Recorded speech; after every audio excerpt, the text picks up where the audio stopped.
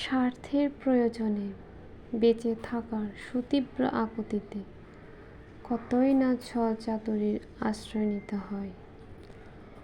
অগোছালো জীবন বারবার সাজালেও স্বার্থের খুনে পোকায় ঠিকই টের পেয়ে যায়, গুঁড়ো করে দিয়ে যায় সব কেটে কুটে, কিংবা করে দেয় সব আবার এলোমেলো।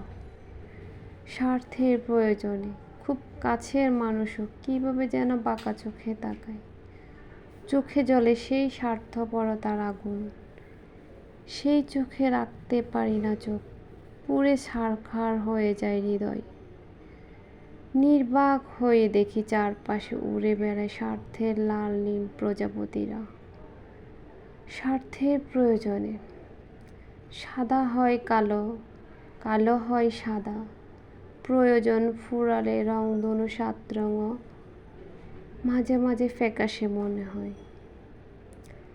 যে ভালোবাসা শুধুই অন্যায় আবদার করে যায়, টিকে থাকে সেটা শুধুই সুতার আগায়।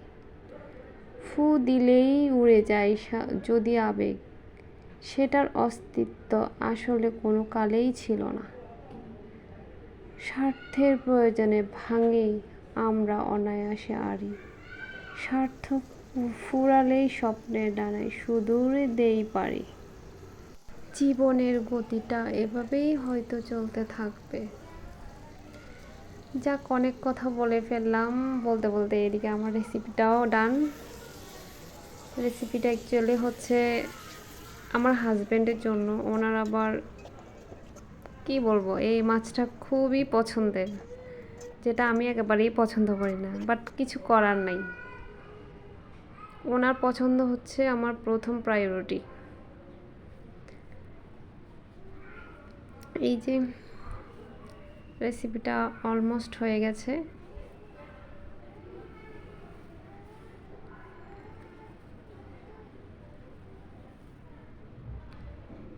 সবাই ভালো থাকবেন, ধন্যবাদ।